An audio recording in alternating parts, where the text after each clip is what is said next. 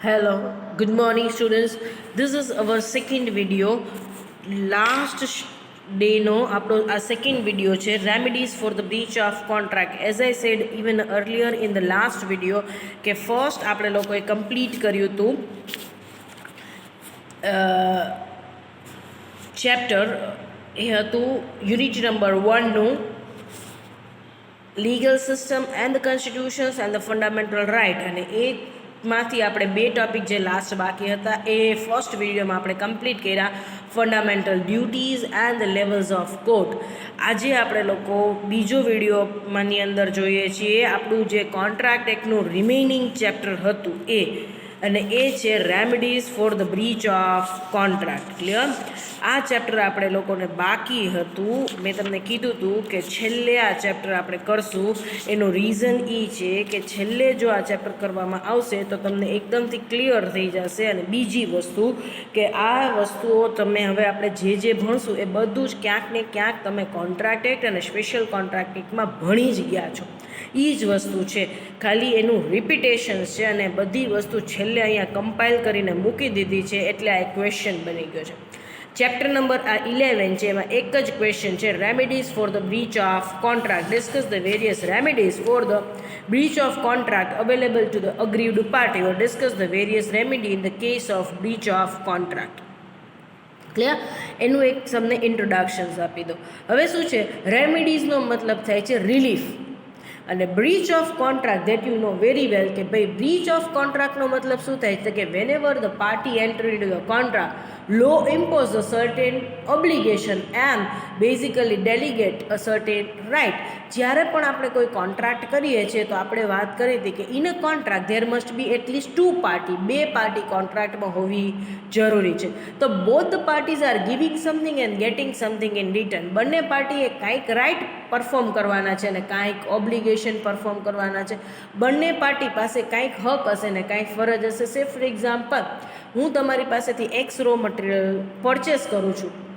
I am the manufacture, you are the supplier. તો મારો right શું છે? ટુ રિસીવ અ મટીરિયલ, પણ એટ ધ સેમ ટાઈમ મારી ઓબ્લિગેશન, મારી ફરજ શું છે? To make a payment on time. તમારી ફરજ શું છે? To supply the raw material with the decided contract, with as per the decided contract and quality. જે કોન્ટ્રાક્ટમાં ડિસાઇડ થયું છે એ પ્રમાણે, ને જે ક્વોલિટી ડિસાઇડ થઈ છે એ જ મુજબ તમે રો મટીરિયલ આપો. It's your obligation and to right to receive the amount. પૈસા લેવાય તમારો રાઇટ છે. સો કોન્ટ્રાક્ટની અંદર બંને વસ્તુ હશે કે both the parties required to perform there respective obligation. બંને પાર્ટીએ પોતપોતાની ફરજો બજાવવાની રહેશે. Clear? So in a contract both the parties are bound to perform their respective obligation. પણ ક્યાંક બ્રીચ ઓફ કોન્ટ્રાક્ટનો મતલબ શું છે? Somewhere down the line, somewhere in certain circumstances the party fails to perform his or her obligations which are defined under the contract. Breach of contract ક્યારે થાય છે કે જે ફરજ કોન્ટ્રાક્ટ મુજબ નિભાવવાની હતી એ પાર્ટી ત્યાં નિભાવતી નથી. So it is known as breach of. અને જ્યારે આવું બ્રીચ ઓફ કોન્ટ્રાક્ટ હોય છે ત્યારે શું કહે છે કે the party who suffer the loss due to the non performance of the contract or due to the breach of the contract, then in that particular case injured party or the suffered party has a right to claim remedies for the breach of contract. જો આ contract perform ન થાય, કોન્ટ્રાક્ટનો breach ભંગ થાય અને તોય કોઈ punishment ન મળે, તોય કોઈ રેમેડીઝ રિલીફ ન મળે જે પાર્ટીને લોસ થયો છે, તો કાલ સવારે કોન્ટ્રાક્ટનું કોઈ મહત્વ જ નહીં રહે. Everyone breach the contract as and when they wish to do. લોકોને જ્યારે કોન્ટ્રાક્ટ કરવો છે તો કરશે, નહીં કરવો, નહીં પરફોર્મ કરે તો કોઈ મહત્વતા નહીં રહે કોન્ટ્રાક્ટ ટેકનિક. ક્લિયર? એટલા માટે અહીંયા શું કીધું છે કે if you break a rules or a law then you are punishable under the act. Common law શું કહે છે? If you break a law you are punishable under the act. જો તમે કાયદાનું ઉલ્લંઘન, ઇન્ફ્રિંજમેન્ટ, ભંગ કરો છો તો તમને કાંઈક પનિશમેન્ટ મળે છે. તો બ્રીચ ઓફ કોન્ટ્રાક્ટમાં શું છે કે if you breach a contract you are punishable under the act.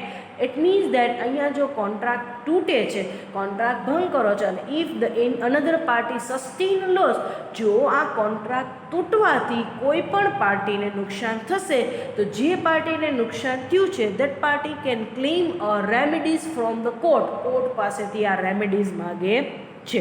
So it is a basically a legal remedies for the breach of contract. Clear? હવેની આપણે આ જે જોવાના છે એ બધી કેવી રેમેડીઝ છે? Legal remedies for the breach of contract. Clear? So યાદ રાખવાનું, if the party do not fulfil the contractual obligations, then injured party has a right to file a case against the party and right to claim a remedies for the breach of contract. જો આના કેસની અંદર એવું છે કે જે તે party છે એ કોન્ટ્રાક્ટ પરફોર્મ નથી કરતી, કોન્ટ્રાક્ટનો ભંગ કરે છે, કોન્ટ્રાક્ચ્યુઅલ ઓબ્લિગેશન પરફોર્મ નથી કરતી, તો આવા કેસની અંદર બ્રીચ ઓફ કોન્ટ્રાક્ટનો કેસ થશે અને એમાં જે કોર્ટ રિલીફ આપે છે એ રિલીફ ઇન્જર્ડ પાર્ટીને મળશે. એમાં ફર્સ્ટ વન છે that is the cancellation of contract. Cancellation means putting to an end or to revocate the thing.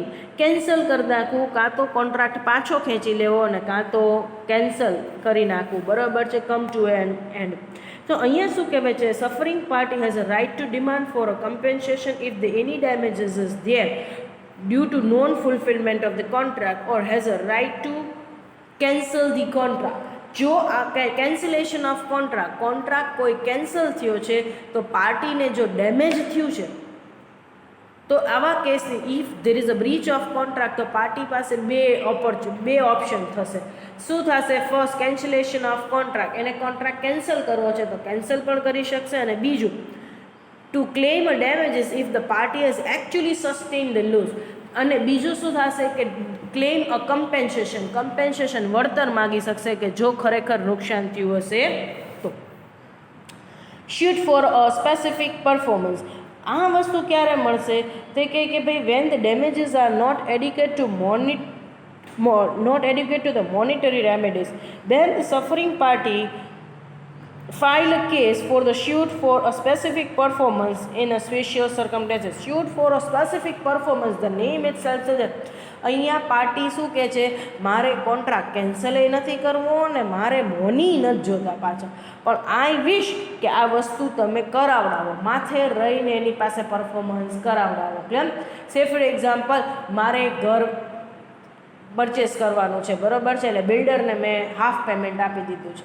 A half payment આપવા માટે મેં મારો એક ફ્લેટ હતો જૂનો વેચી દીધો છે, એટલે ત્યાંથી તો હું નીકળી ગઈ, એ ફ્લેટ વેચી દીધો. હવે આ બિલ્ડર એમ કહે છે કે મારે આ ફ્લેટ હવે નથી વેચવા, તમે અડધું પેમેન્ટ કર્યું હતું એ આલ્યો પાછું. હવે એ પેમેન્ટથી ઓલો ફ્લેટ તમે વેચી દીધો તો એ ક્યાંથી પાછો આપવાનો જ મને કોઈ આવવાનું છે? તો મારે હું તો હવે ઘર વગરની થઈ ગઈ ને. તો આવા કેસની અંદર હું કોર્ટને શું કહીશ? મારે પૈસા પાછા નથી જોતા, મારે કોઈ ડેમેજીસ એ ક્લેમ નથી કરવું, મને આ ફ્લેટ જેટલા રૂપિયામાં નક્કી થયો તો એટલા રૂપિયામાં જોઈએ છે, મેં હાફ પેમેન્ટ કરી દીધું છે, હાફ હું કરી દો, એટલે ફ્લેટનો દસ્તાવેજ મારા નામે કરી દો, બસ વાત થઈ ગઈ પૂરી, મારે બીજું કાંઈ નથી જોતું. સો અહીંયા court compels the party for a special performance. Court અહીંયા શું કહેશે કે ભાઈ કાંઈ કરવાનું નથી રોકડા રૂપિયા બીજા દેવાના, નથી કોન્ટ્રાક્ટ કેન્સલ કરવાનો, કાંઈ નહીં, સ્પેશિયલ પરફોર્મન્સ, જે પરફોર્મન્સની પ્રોમિસ કરી હતી પરફોર્મન્સ આપી દો પાર્ટીને, વાત થઈ ગઈ પૂરી. Shoot four damages. હવે અહીંયા શું કહે છે? Damages means compensation in a monetary terms. પૈસા આપવાની કાંઈક વાત થાય છે. સો અહીંયા શું કહેવામાં આવે છે કે ભાઈ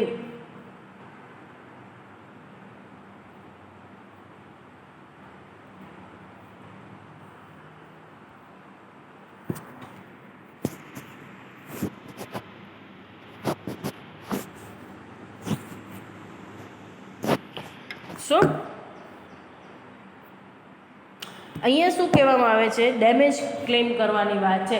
જો કોઈ વ્યક્તિને કોન્ટ્રાક્ટ બ્રીચ ઓફ કોન્ટ્રાક્ટને લીધે મોનેટરી નુકસાન થયું છે કે નોન મોનેટરી નુકસાન થયું છે, કોઈ ડેમેજીસ થયું છે, લોસ થયો છે, તે લોસ ક્લેમ કરવાની વાત આવે છે.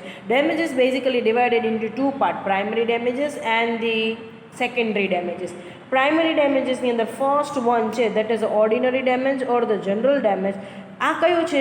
તે કહે કે which arises from the ordinary course that is from the breach of contract. આ જનરલી ઘણી બધી વાર થતું હોય છે, બરાબર છે. This damage include the direct loss suffered by the injured party. Clear?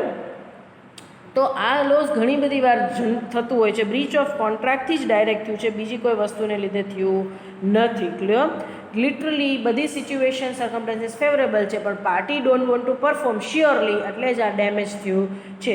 તો આની અંદર શું થશે તે કહે કે ભાઈ આની અંદર કમ્પેન્સેશન ક્લેમ થશે. પણ આ ઓર્ડિનરી ડેમેજ છે એ વસ્તુ કેવી રીતના પ્રૂવ થશે તો કે એના માટે બે સિચ્યુએશન, બે કન્ડિશન છે ફૂલફિલ થયું છે. Party has actually sustained the loss, નુકસાન ખરેખર મોનેટરી થયું જ હોવું જોઈએ તો જ મળશે, અને it result from the breach of contract, કોઈ સિચ્યુએશનને લીધે ન થવું હોય છે પણ શ્યોરલી ધ બ્રીચ ઓફ કોન્ટ્રાક્ટને લીધે જ નુકસાન થયું છે. એ બે વસ્તુ પ્રૂવ થશે તો જ આ ઓર્ડિનરી ડેમેજીસ ક્લેમ થશે. સ્પેશિયલ ડેમેજીસ શું છે? It result from the breach of contract under the special circumstances. આપણને ખબર નહોતી કે આ કોરોનાની સિચ્યુએશન્સ આટલી બધી અચાનક આવી જશે અને આટલી વર્સ થશે. હવે due to the corona I am not able to perform the particular contract, તો આ સ્પેશિયલ સર્કમસ્ટન્સીસ છે, એને લીધે કોન્ટ્રાક્ટ બ્રેક થયો છે. ક્લિયર? તો આવું કંઈ હશે તો in that particular case there can be recovered only when the special circumstances is responsible, અને in that particular case you need to recover a special loss only. એ સિચ્યુએશનને લીધે બધાને લોસ ગયો હશે તો તમને નુકસાન મળશે નહીં, પણ એમાં special loss, if you suffered a special loss apart from the general loss, તો જ તમને આની અંદર કમ્પેન્સેશન મળી જશે. Vindictive or exemplary damages, it's a very heavy in the amount, બહુ મોટી અમાઉન્ટની અંદર લોસ ગયો છે. Say for example breach of contract to marry, અત્યારે થાય છે ને લગ્ન તૂટે છે, લોકો લેક્સ ઓફ રૂપીઝ માગે છે બિકોઝ હેવી લોસ ગણે છે, લાઈફ ટાઈમ લોસ એને ગણવામાં આવે છે એટલા માટે. Then the dishonour of a customers cheque by bank without any reasons, dishonour થવું એટલે બાઉન્સ થવું, કસ્ટમરનો ક્લાયન્ટનો ચેક વિધાઉટ એની રીઝન્સ, બેંકની ભૂલથી બાઉન્સ થયો છે. Dishonor of check is very bad. It's basically spoil a reputation. Check bank bounce થાય એ તો બહુ મોટી વસ્તુ છે, કારણ કે રેપ્યુટેશન્સ તમારી માર્કેટમાં ડાઉન કરે છે. એટલે જો બેંકની ભૂલને લીધે કોઈનો ચેક બાઉન્સ થાય છે તો બેંકે બહુ મોટું કમ્પેન્સેશન આપવું પડે છે, બેંકે એને ખૂબ મોટું વળતર આપવું પડે છે. Nominal damages, that is nominal damages very small in a amount અને loss is very negligence. Clear? એટલે એમાં કોઈ કમ્પેન્સેશન મળતું નથી, કારણ કે બહુ નાની અમાઉન્ટનો લોસ છે, એમાં શું તમને કમ્પેન્સેશન, શું વળતર આપે? ક્લિયર? લોસ છે એ એકચ્યુઅલી લોસ જ ગણવામાં આવતો નથી. બહુ થાય તો જેટલી એટ પાર સેટલમેન્ટ કરવામાં આવે, 100 રૂપિયા નુકસાન થયું 100 રૂપિયા આપી દેવાના આવે. ક્લિયર? કે ભાઈ મેં 600 રૂપિયા, મેં 6000 વસ્તુ લીધી પણ હવે 100 રૂપિયા રિક્ષા ભાડું એને આપવાનું હતું, એને આપ્યું નહીં, એટ પાર સેટલમેન્ટ થશે. આ લોસ બહુ નોમિનલ લોસ કહેવામાં આવે છે, નોમિનલ ડેમેજ કહેવામાં આવે છે. ક્લિયર? એમાં બીજું કોઈ કમ્પેન્સેશન કે બીજું કોઈ લોસ કમ્પેન્સેટ થશે નહીં. Secondary damages for the loss of reputations, it is quite difficult to decide a valuation. Goodwill કે રેપ્યુટેશન્સ છે એની વેલ્યુ, પાઘડીની વેલ્યુ ડિસાઇડ કરવી બહુ જ ડિફિકલ્ટ છે. Clear? It is quite difficult one. Clear? તો આ લોસ છે ને એકચ્યુઅલી બહુ એક્સેપ્શનલ કેસીસમાં જ ક્લેમ થશે અને પાસ થશે. Clear? Damages for the discomfort, if there is an physical discomfort તો તમને એની અંદર ડેમેજીસ મળશે. ક્લિયર? જેટલું તમને ડિસ્કમ્ફર્ટ થયું હશે એટલું, ફિઝિકલ ડિસ્કમ્ફર્ટ એકચ્યુઅલ સેન્સમાં જેટલું થયું હશે એટલાનું જ મળશે. Damages aggrieved in the advance, damages aggrieved in the એડવાન્સનો મતલબ શું છે? ઘણી બધી વાર ડેમેજના પૈસા આપી દીધા, કે અમુક પૈસા ડિપોઝિટ નથી લઈ લીધા, તમે માલ ન લ્યો તો ડિપોઝિટ નહીં મળે. તો એવી જ રીતના આની અંદર જ્યારે વેનેવર the party enters in to the contract, જ્યારે પાર્ટી કોન્ટ્રાક્ટ કરે છે ત્યારે એડવાન્સની અંદર જ પૈસા લઈ લેવામાં આવે છે ડેમેજીસના, કે જો આ કોન્ટ્રાક્ટ પરફોર્મ ન કરો અને due to the breach of contract if we sustain loss, તો આને કહેવામાં આવે છે કે ભાઈ decide the loss well in advance and paid the amount well in advance. Clear? In the form of penalty. Then the damages by way of penalty, by way of પેનલ્ટીની અંદર આવે છે કે if the people fails to perform the public duty, તો penalty થાય છે. હમણાં કીધું હતું ને, માસ્ક ન પહેરે ને ફાઇન થશે, વન વેમાં જતા રહે છે, ગવર્મેન્ટે કેમેરા રાખ્યા છે, ફાઇન આવે છે, પેનલ્ટીઝ. ક્લિયર? સો આ શું હોય છે? Usually for the non performance of public duties, તો એને પેનલ્ટી ઇમ્પોઝ કરવામાં આવે છે. લિક્વિડિટી ડેમેજીસ બહુ જોવાની જરૂર નથી, because it is a it represents the fair and the reasonable amount of provision and rules and regulation in the favor of supporting party. Liquidated damages ની અંદર શું થાય છે કે એને રૂલ્સ એન્ડ રેગ્યુલેશન્સની ફેવર કરી દેવામાં આવે છે, સામે એને લીગલ કમ્પેન્સેશન આપવામાં આવે છે. Clear? And the suit for injection. ઇન્જેક્શન્સનો મતલબ છે કે your court orders issue an order for not performing the duty. That means the parties refrain from doing a particular act. That means અહીંયા party court ના પાડે છે કે હવે તમે આવું નહીં જ કરો કાં તો આવું જ કરશો, એનું એક આવું નહીં કરો, સ્ટોપ ડુઈંગ ધ થિંગ્સ. એ વસ્તુ ન કરવા માટે કોર્ટ એને કમ્પેલ કરે છે. જેમ મેં તમને કીધું એવી રીતના સપોઝ સિચ્યુએશન્સ છે કે મેં ફ્લેટ લેવાનો હતો, મારે ફ્લેટ લેવાનો હતો એ મેં ડીલ ફાઇનલ કરી, બરાબર છે, 30 lakhsમાં મારો ફ્લેટ ડિસાઇડ થયો. પછી બિલ્ડરે મને ના પાડી કે મારે ફ્લેટ હવે વેચવો નથી, પણ મને ખબર પડી કે એને ફ્લેટ બીજાને વેચવો છે કારણ કે એની પાસે ત્યાં 35,000 રૂપીઝ આવવાના, 35 lakhs રૂપીઝ આવવાના છે. તો હું કોર્ટને ક્લેમ કરીશ કે એ મને જ વેચે કારણ કે મારે ડીલ થઈ ગઈ છે, અમારે કોન્ટ્રાક્ટ ડીડ સાઇન થઈ ગઈ છે, દસ્તાવેજ સાઇન થઈ ગયો છે, બીજાને ન વેચે. તો court will issue the remedies, that is the injection not to do it, stop doing the things. એ વસ્તુ તમારે કરવાની નથી. તમે એને કોઈ સંજોગોમાં ફ્લેટ વેચી શકશો નહીં. વેચવો છે તો 30 lakhsમાં આને જ વેચો, નહીં તો ફ્લેટ વેચવાનું નહીં મળે. ક્લિયર? નેક્સ્ટ છે શૂટ ફોર ક્વોન્ટમ મેરિટ્સ. એનો મતલબ શું છે? As much as you earn. Court એમ કહે છે જેટલો બેનિફિટ લ્યો એટલું તમારે સામે કમ્પેન્સેશન આપવાનું રહેશે. ક્લિયર? સે ફોર એક્ઝામ્પલ મેં 2 યુનિટ્સના તમને ઓર્ડર આપેલા હોય છે, you have delivered only 1 unit, તો હું તમને સાવ 2 યુનિટના પૈસા જ નહીં આપું એવું થશે નહીં. મેં 1 યુનિટ રિસીવ કર્યું તો 1 યુનિટના પૈસા આપીશ, અડધું રિસીવ કર્યું તો અડધાના પૈસા આપીશ. ક્લિયર? પણ જેટલું મેં બેનિફિટ લીધો છે એટલું તમને સામે કમ્પેન્સેટ કરીશ, એનાથી વધારે નહીં.